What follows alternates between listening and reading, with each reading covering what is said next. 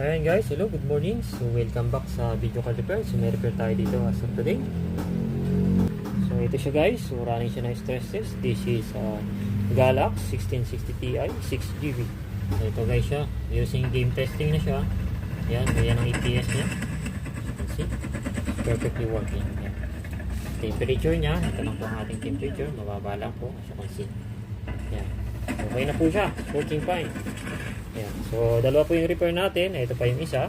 So, running naman siya na stress test. Yung isa na yun ay tapos na. So, ito naman po ay 2060 na gigabyte. So, ayan po kanyang EPS, 100 EPS. And 20 TR running for 20 minutes. So, 920 by 1080p. As you can see, GPU temperature is 80 degrees Celsius. Mababa lang po siya. Ayan. So, this is ito po yung kanyang ibang specs. As you can see. Okay na po siya. Success po na po working na ito.